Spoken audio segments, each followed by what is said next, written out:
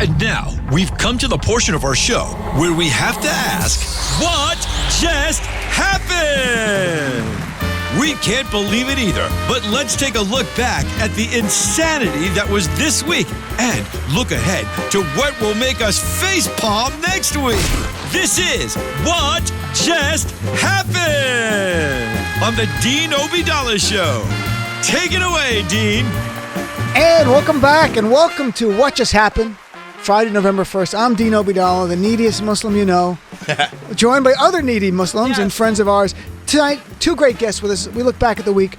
Wali Collins, he's here, Comedy Central, Letterman, national headliner, been in so many shows, a Big Brown Show with us. And he had to change his seat because the other guest moved him.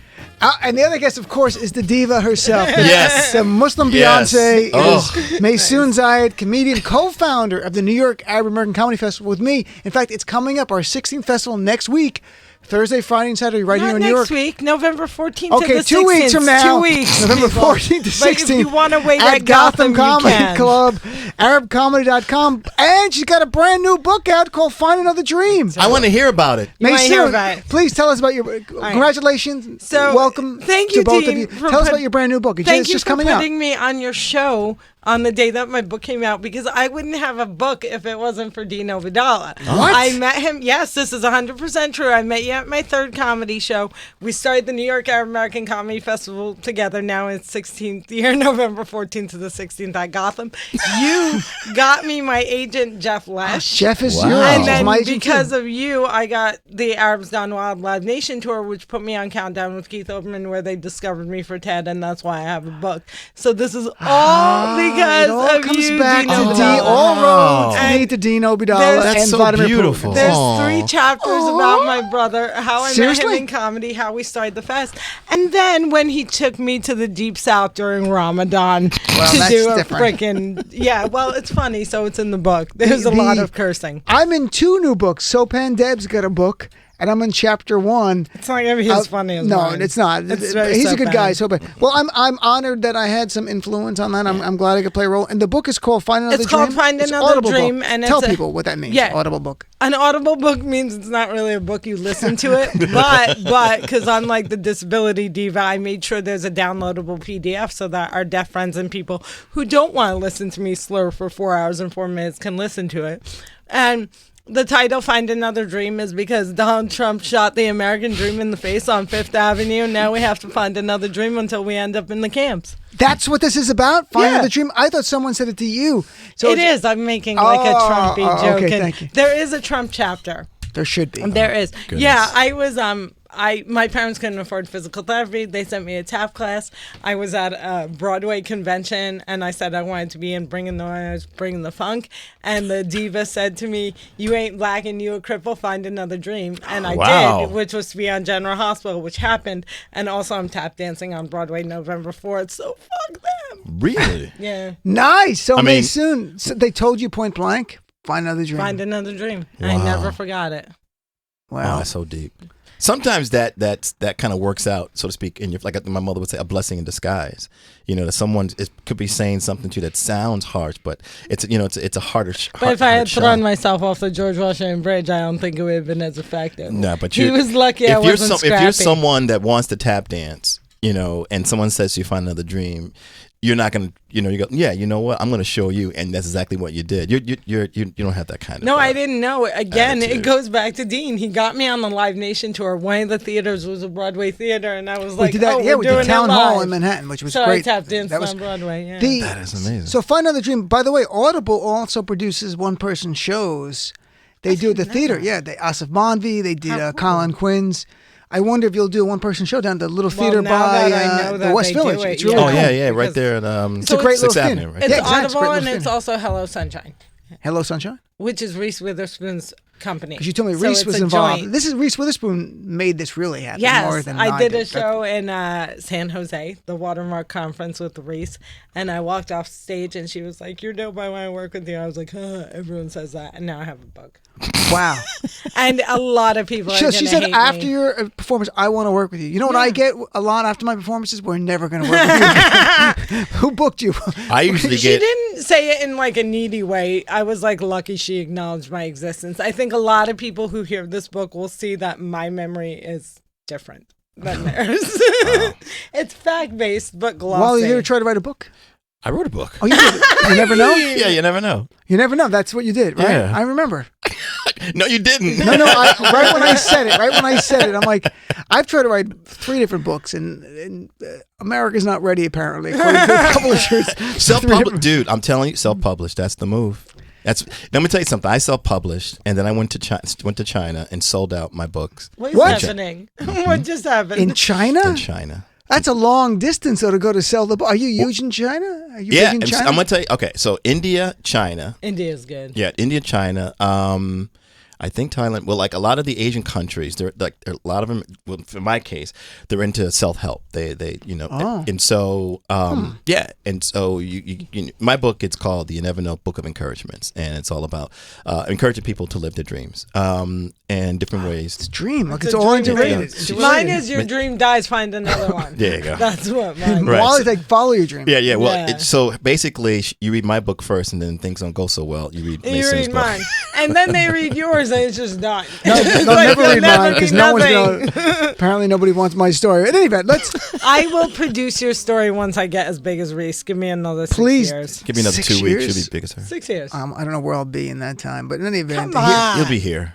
oh, I don't know. Well, so let No, me- he's not still gonna be at Sirius. They'll have like I'll be a bigger? Corden You'll or, be like a Conan type of you'll be the job. Howard Stern of No. political There's talk. Howard's here, right? Can Perhaps. he be like John Oliver or Samantha Bee? Well, speaking of John Oliver, let's talk about this week's news here and how Donald Trump had been involved in the killing tired of of him. Baghdadi. Oh, hilarious. And then John Oliver has a great clip on actual part of that press conference. Here's clip number 6, Matt. We're going to jump to Major 6. news for us that Abu Bakr al-Baghdadi, the head of ISIS, had been killed. And in classic Trump fashion, he was able to take something fundamentally positive and express it in the weirdest imaginable way. Because here is how he described the operation. They did a lot of shooting and they did a lot of blasting, even not going through the front door. You know, you'd think you go through the door.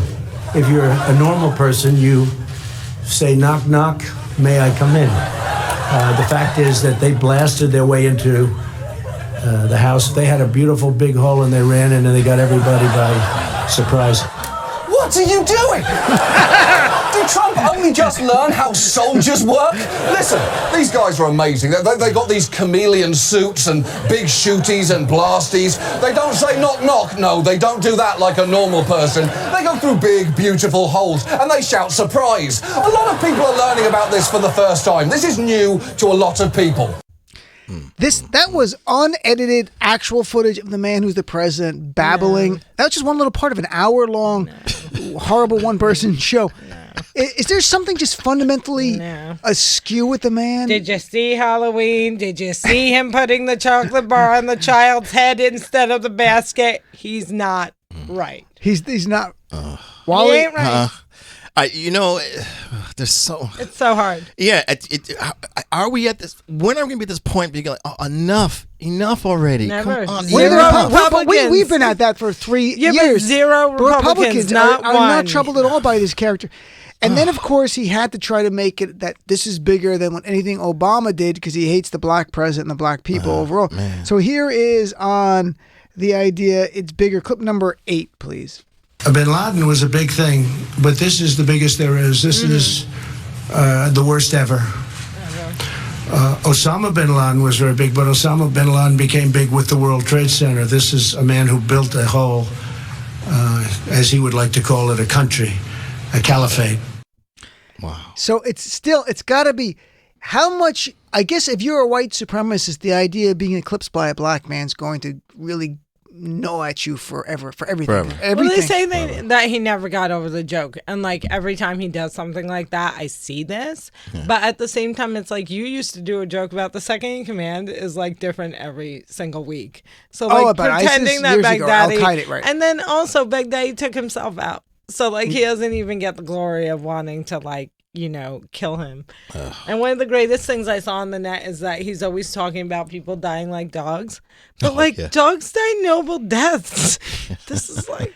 Colbert had a joke. I didn't put it on the list, but Colbert had that clip where he talked about Trump saying the guy died like a dog. And Colbert's like, yeah, I remember our dog Fluffy. We strapped a suicide vest and chased him down. And he flew But also, like, isn't it so dark and disturbing how much he loves gore? He's so obsessed with like blood. What do you think happened in his childhood? I mean, how do you get to this point? I'm not trying to be a psychologist, but something deeply. I'm not saying it in a way to feel sorry for him. There's something truly, but it's not now. He's a very insecure. Earlier in his life. He's just a very insecure. He's an insecure billionaire, millionaire. No, he's not an insecure billionaire. He was literally told his shit don't stink. I know we like the story that the mom with the creepy Trump hair treated him bad and Daddy the pimp never hugged him, but that's not the reality. He was born from day one thinking that he was the best, and he freaking believes that. And somehow he has a whole cult 45 that makes him think of it, which is why I don't want to skip categories, but why the baseball game was so great. Because I've seen so much of this that I didn't realize how much he lives in a bubble of people clapping for him. But full circle, 0 Republicans, not one stood up to him. I'm gonna challenge you on thinking his caca don't stink, because people who have attitude like that walk into him with confidence and don't say anything. People who don't have confidence kind of have to talk and overtalk. But you don't know what's happening. He had never had anyone do this to him before this. The idea that people hate him and that he's not perfect and that his crimes are actually something to be held accountable for. Well, we're witnessing it. He got away from all of that, so we didn't see the whimpering, whining, nonstop freaking snowflake that we see now. But I think that's what's happening. I think with someone who's insecure, he's like a bully. With someone who's insecure like that, they have to overcompensate. And then when you see that bully who is feeling intimidated, he'll talk about his intimidations. He'll talk about things he's insecure about. So he brings up Obama. He'll see, blah blah blah. Didn't do that. I did that. See. With someone who believes that their shit don't stink, doesn't need to say that. I know I got this. No, he believes he's better than Obama, sweetie. He really believes that in his heart and soul, he is a white supremacist. He's a white supremacist. And a white so supremacist cannot think that a black man did anything better than him. I don't think so, because I think if you know that you're funnier than another comic, and you know it. You don't bring them up. Yeah, but I'm not a pathological narcissist. But the point I'm making is that once you know, if you have that kind of confidence. So I know comics who suck. Yeah. And they will always bring up the other comic who's so much better and be like, my joke is totally better on that. I don't get why they laugh at him. I don't get it. That's insecurity. That's what Donald Trump is. That's insecurity. Yeah, I don't think so. Well, I'm going to tell you. I'm going to rule. Let me rule as the judge here. Yeah. We should move on. But the reason is, again, I don't want to give him any victimhood. No, he's not. I'm a poor, insecure man. So he's detached thinking about all this, reality. that the guy insecure or thinking he's the best in the world, whatever, on the day he announces the killing of the ISIS leader, he goes to the Washington Nationals game. And unfortunately, we can't see the video as I play this, but there's cheering of the military officers who are on the screen. And then it gets to Trump, and you watch his face go from this gleeful smile to a forced smile to ultimately the realization that these people hate him. And it got, according to the Washington Post, it hit 100 decibels, which is, if you stay in that 15 minutes, it causes ear damage. That's how loud this was. No the booing. kidding. That was, so let's hear clip number. Let's hear it. Clip number 9, please. 9.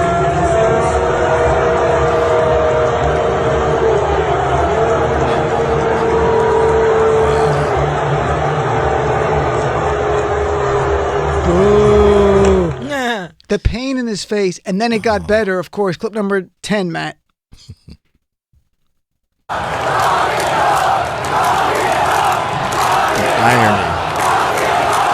Irony of that is like amazing. There were Republicans, and even, who was it? Some guy who's like in the middle there. Oh, George Scarborough, and saying, Trump started, but that's beneath the respect of the office, stuff like that. Nobody was booing the office.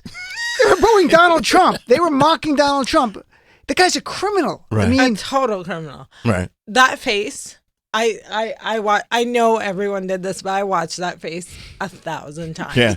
Because he does that thing when you look at someone and say, I love you, and they say, I don't love you. And he started like huffing. Like he was like 10 seconds, that thing, like 10 seconds away from crying. But again, like I am so like PTSD from this guy. Seriously. Right, I understand. And like it's just been so much. And everything I see is people cheering for him. Cabinet members licking his twat. You know, like just people, you know, just playing into it. I forgot that people actually fucking hate him. And listening to a whole stadium do that and then having Jesus Christ choose them to win the World Series made me think there's hope. And I haven't had, Dean knows he's like, no, we have to cheer them on. I think he's unbeatable in 2020. That moment made me think, no, we can do this. I think we can. Yeah. Wally, do you think he'll go to any other event where it's actually general public and not just his sycophants? No. Because that was No. a bad. I'm going to tell you what I enjoyed ahead. watching Melania. Yeah. Her face went from smiles to like a frown to a smile of, see what I'm dealing with? She's like, huh? And this is what it's like. Finally, I'm distracted. Go tonight. And what was Matt Getz doing? He never altered. He just stayed with that freaking tool smile the entire soulless nothing creature. lifeless. Man. By the way, Trump is tonight at a rally because he has to go. In It's Kentucky. sort of Oh, like yeah. an emotional investment thing in Mississippi, where they might actually burn a cross. I think during the rally. We're going to release a black man and a Muslim for your pleasure. Now let them run loose. Now go get him! Did you see the guy whose kid's Halloween costume was a kid dressed like Trump doing the white power sign, and he had an Obama and Hillary chained to him, No. and Oh, my Obama and God. Hillary were also his kids, and the Obama was in blackface. No. America. Perfect, folks. All right, Yes. let's take a break and come back and talk about impeachment. Your predictions, how this all ends. How do we survive this, and what do you think happens to Trump? And as we're going out, let's play. Here's Colbert on Trump at the press conference, and harping on the fact that Trump made it all about him and did self-promotion at this presser. So go to clip number 11, Of course, please. it wouldn't be a Trump press conference, or really a Trump anything, without some shameless self-promotion. You know, if you read my book, there was a book just before the World Trade Center came down. And I don't get any credit for this, but that's okay. I never do. But here we are.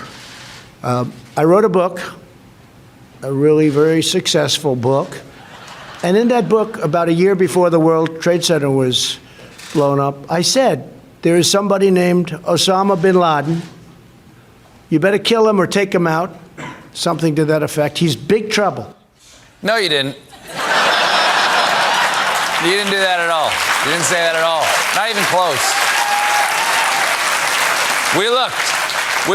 We looked at your 2000 book, The America We Deserve, and you make a passing mention of bin Laden, who, in the book you say, Bill Clinton had already tried to kill. So you were predicting something that everyone already knew. In my next book, I predict you'll be hearing big things from this Taylor Swift individual. She's really going places. Time to take her out. Okay. No one listens, but that's all right. Shake it off. Dean Obadala Show on Sirius XM Progress 127.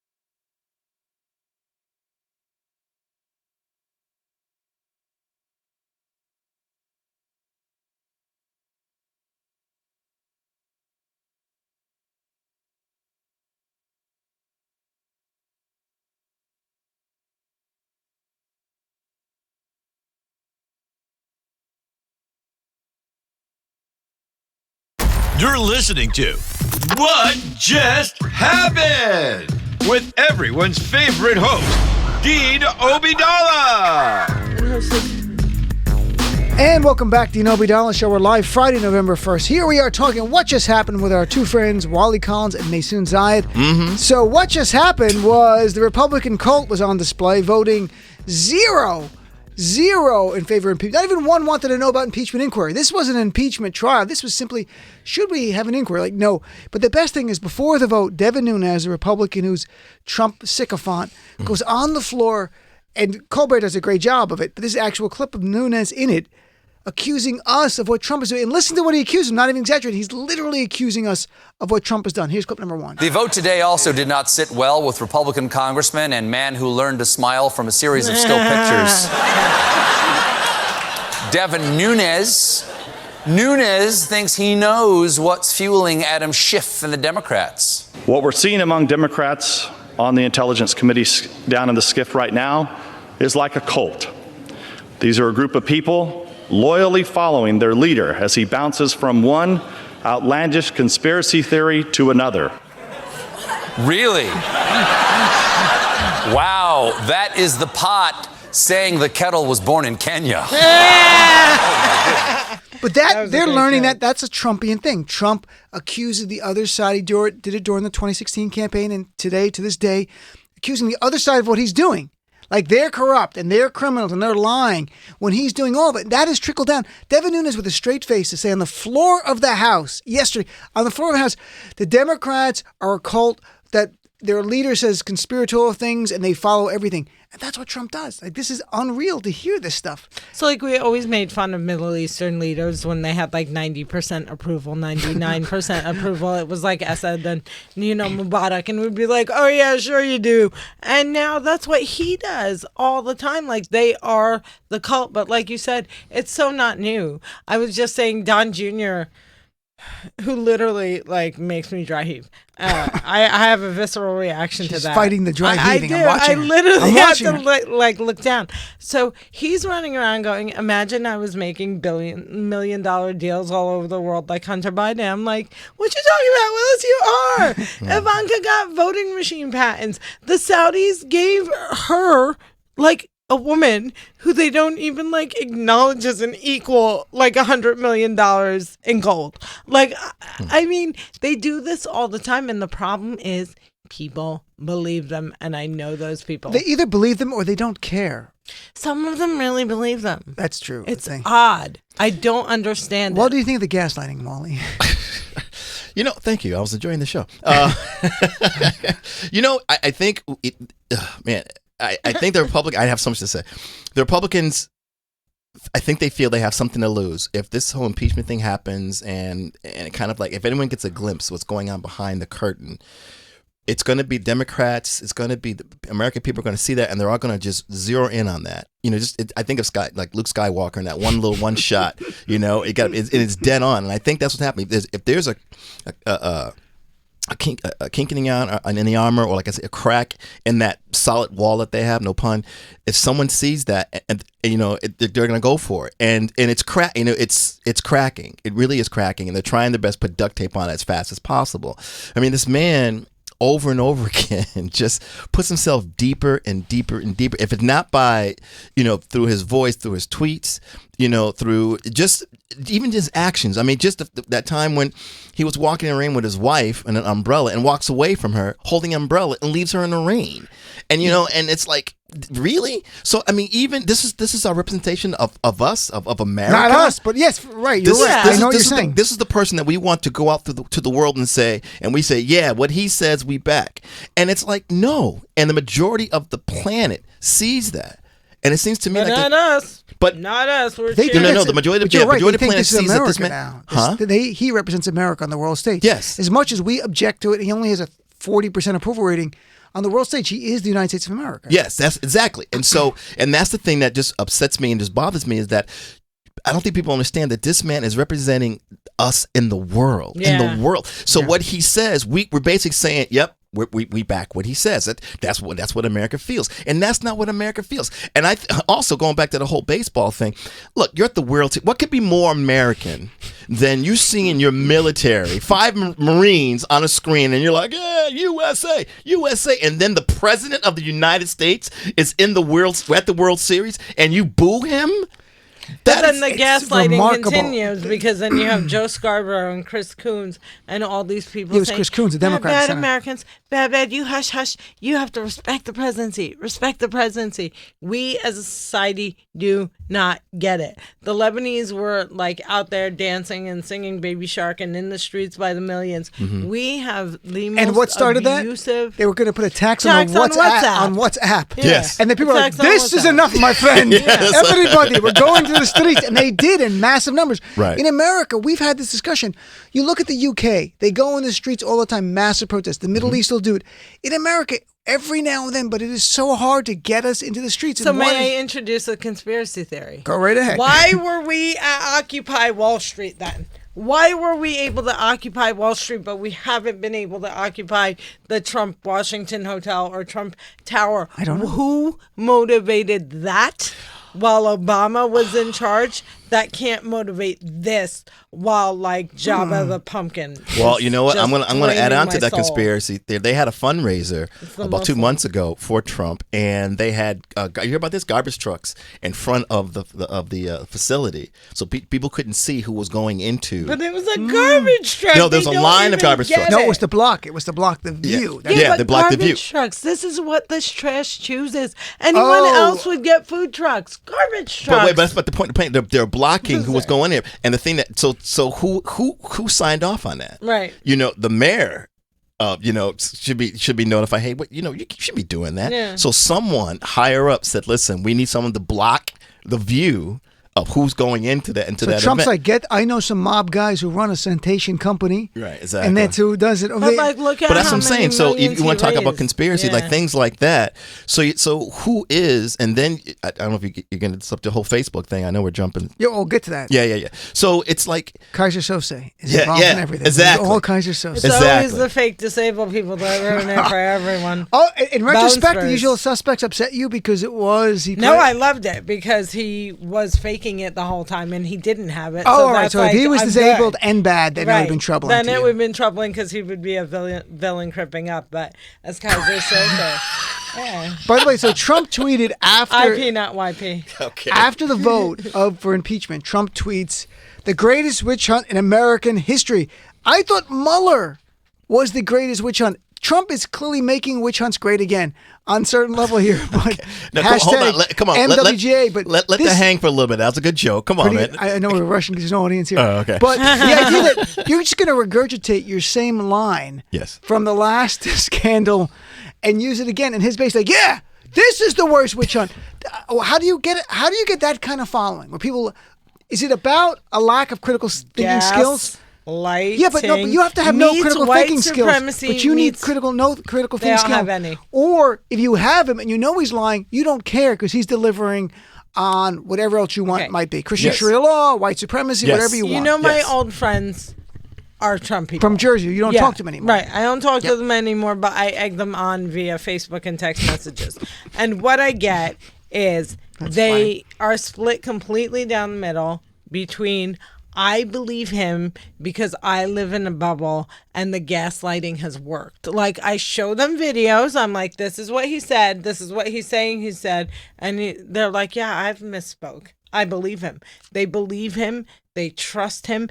And somewhere in their minds, they think they're doing better. So I'm like, how are your taxes? I had to pay $4,000 more, but I'm definitely doing better this year. I'm like, no, you're not. So they believe it. The other half is like, I really want black and brown people to die, except you. Except you. You're like, the good you brown are person. good. Take the refugee, but you're good. You know?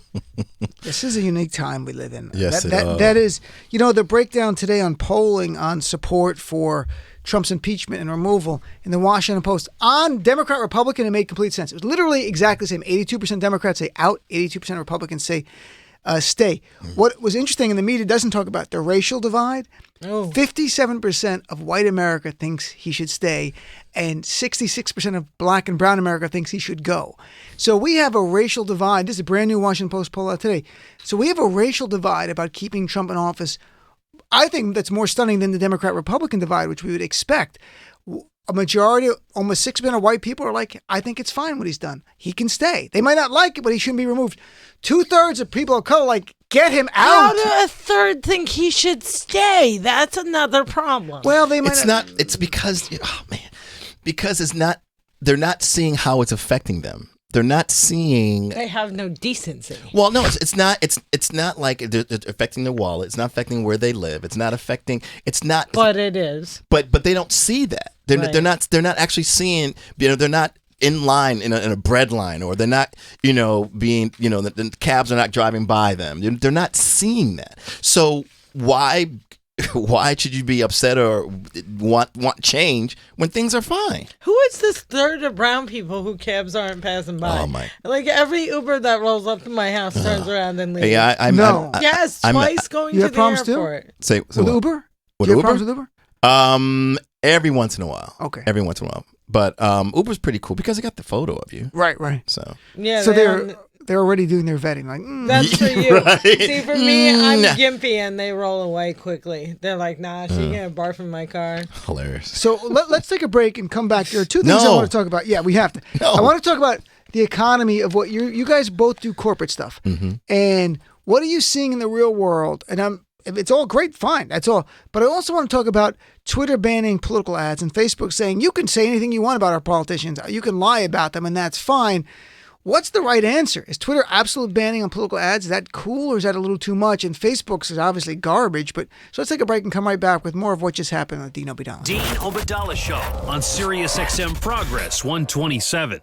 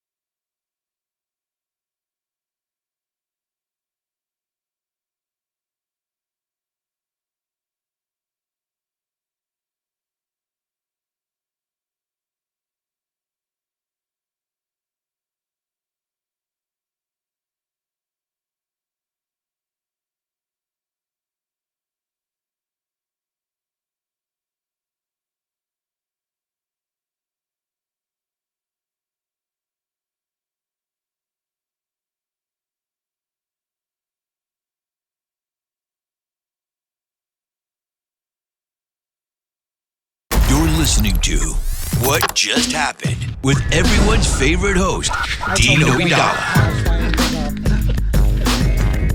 Dedicated. Welcome back, Dino Vidala Show, and we're laughing during the breaks. Friday, November 1st. By the way, if you're on Facebook, check us out, facebook.com/Dino Radio. You can actually watch this segment and other segments when guests are in studio. It's facebook.com/Dean of Radio. I want to overwhelm them. If they go to audible.com/Maysoon and put the promo code Dean, nothing will happen. Nothing. So go right now and get nothing at audible.com/Maysoon and promo code Dean. I used to do so many live reads on this show, and I'm like, my middle name. I got my Bombas because of you. Oh, you did? 20% off. And my nickname was promo code Dean. That's how they call me, promo code Dean. So let's talk about the economy here a little bit.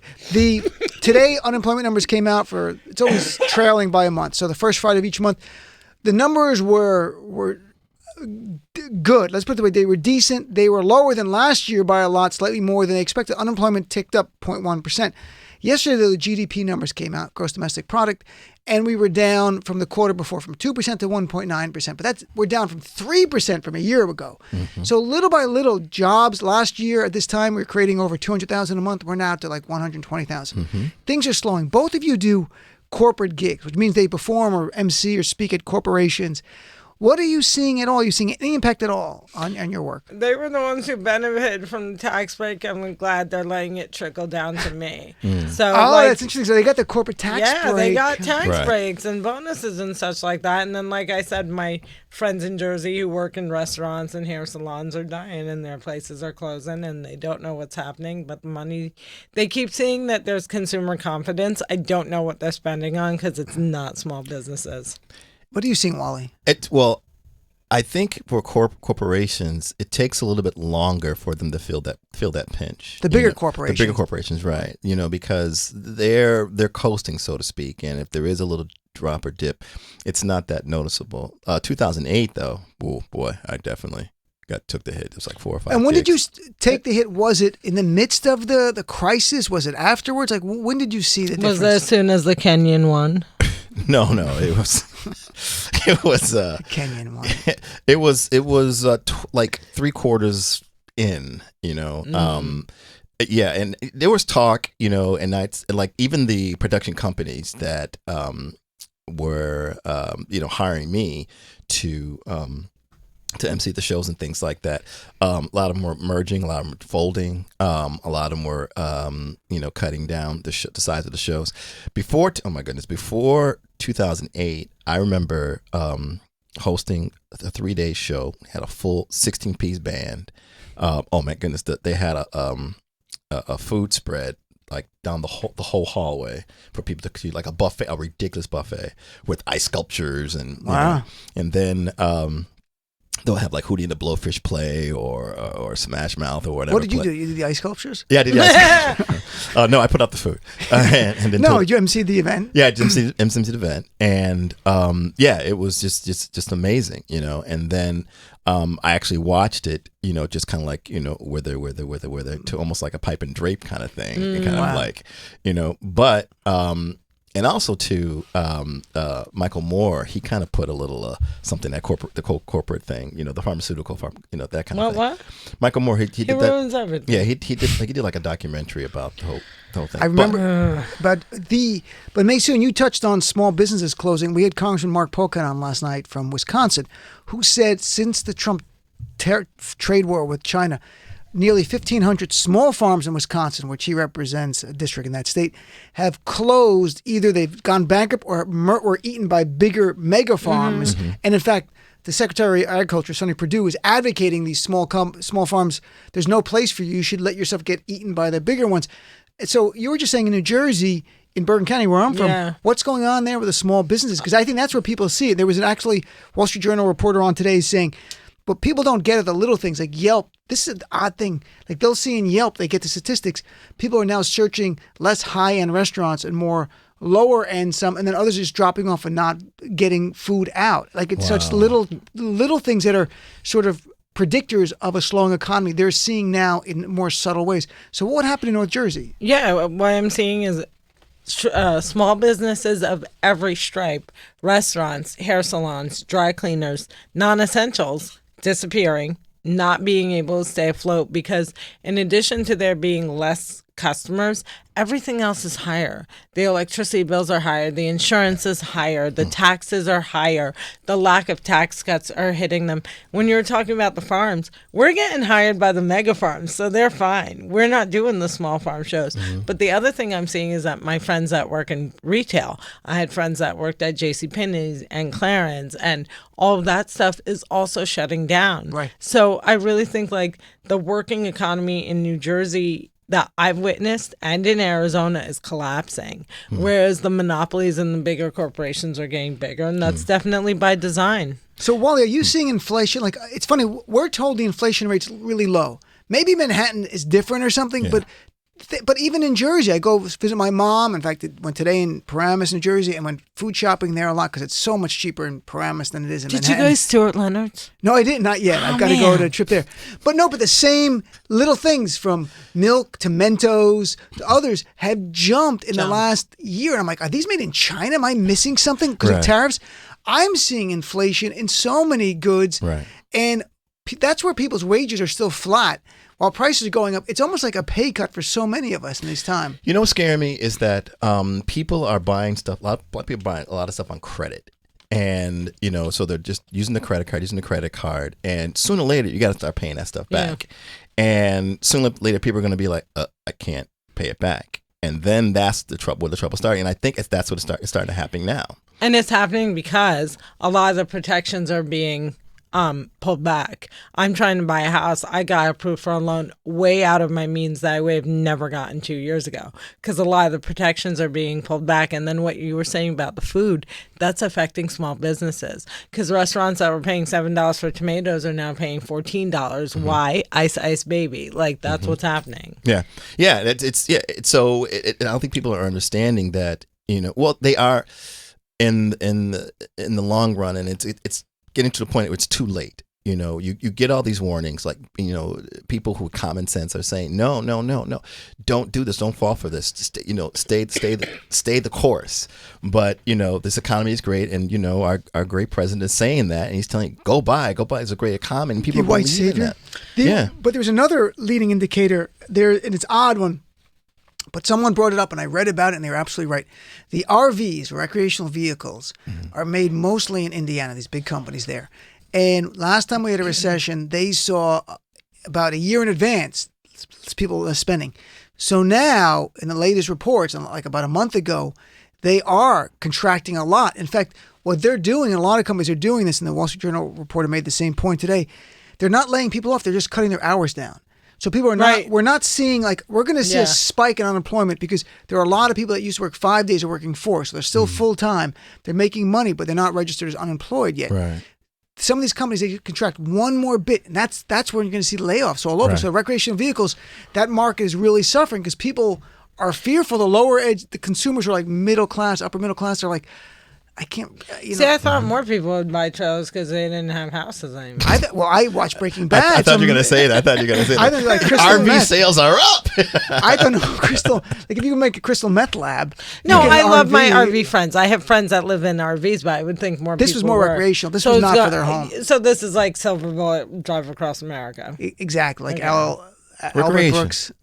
That's what the vehicle says. Yeah, but that's just a nice way of saying RV. Recreational vehicle. Well, it's the same damn thing. So let me ask you about, we got like 4 minutes. You guys are social media people. Facebook, as you know, Mark Zuckerberg is allowing people to put up absolute lies. I mean, they're not even kidding. It's absolute lies. Yeah. He doesn't care. Right. Even if you could say, beautiful job. I mean, nothing, you could literally say, Joe Biden was convicted in the Ukraine and went to jail for 3 years, and Mark Zuckerberg will let you do that. Right. Twitter responded a whole different way. They said, we're not going to have any political ads. Jack Dorsey announced this week, no political ads whatsoever. Right. Now, just so people know, for the FCC, for broadcast networks like CBS, NBC and stuff, they're actually obligated. If a candidate from an actual campaign, not super PAC, a campaign, authorized ad for a federal office, gives them an ad full of lies, they actually have to put that up. Really? Only the broadcast networks do, not cable. Cable can say no. Facebook is not obligated to. Yeah, it's remarkable. But if you put up big lies on a national network, you hope that there'll be enough of a pushback. But what do you think of Twitter? Facebook, okay, quick thing. Well, both of them will go to Twitter. What do you think of Facebook not even fact-checking the most basic things? Yo, I mean, first, this Mark Zuckerberg dude, you know what? He is one angry nerd. He got burnt, you know, when he was in college, and he goes, I'm going to show you.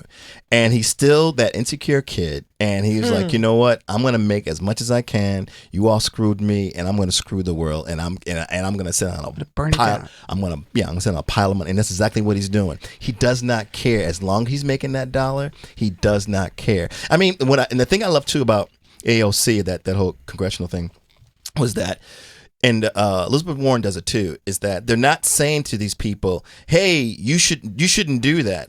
What they do, they expose it so everyone's going, "Oh wow, you're really doing this?" And then they go, "Okay, I'm done." Boom. and I that's what the American people need to see. And so now we're all seeing this man, you know, this kid who was basically just screwing the world because the world screwed him, and he does not care. I can't with you and the white victim stuff. I need to take you away to the white friendly. Victim. Mark Zuckerberg doesn't think the world screwed him. I'm not defending him. No, Mark Zuckerberg doesn't think the world screwed him. Mark Zuckerberg thinks he won. He thinks he's dope, that his wife is hot, that he has $1 billion, and that goddamn bang haircut he wears is chic. He does not feel insecure. He doesn't think the world screwed him. He's like, I'm rolling sevens. I'm a freaking billionaire. I'm the most powerful dude in the world. And tomorrow when I run for president, I'm going to lie like a fucking rug. So I'm going to take money from Trump doing it. And I am so happy that Jack Dorsey banned it completely, even though he's another hot mess. I'm really happy that his vengeance for Bangless made him take the shit off of Twitter. If you want to earn support as a candidate, you earn followers, you earn likes, by the way, you earn Wally, retweets. this is Maysoon's audition for The View tonight. No, it's not. But by the way, I think I should derail your show with, I won a Women's Media Award last Tuesday, and when I sat on stage, my stool disintegrated, and I ended up ass up on stage. No! The Women's Media Center asked me how they could make it up for me, and I said, when Jane Fonda goes on The View next week, have her ask if I can co-host. And what do you think? I think Meghan McCain will never allow it. Oh, that would be so good. But I hope she does, because we're both Arizona at heart. We got 40 seconds. I have to go to break. What do you think? Wally, quick thing. The complete Twitter ban of political ads, is that too far? Great. You'd rather that? Yes. You know, politics and religion, you get into trouble. I even say go as far as religion too. No, don't put any of that religious stuff up there either. No. Here goes my I want to be your Muslim friend ad that runs all the time. All right, we'll be right back, folks, with more of the Dean Obidala Show. Dean Obidala Show on Sirius XM Progress 127.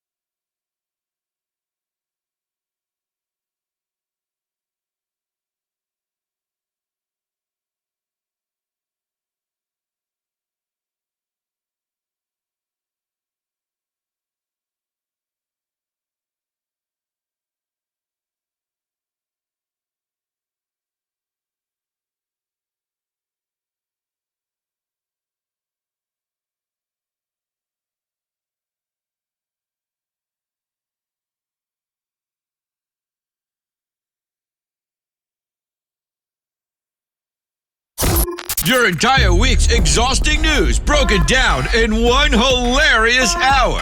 What Just Happened is now live with Dean Obidala. What just happened? And what just happened? We're back. We're live Friday, November 1st.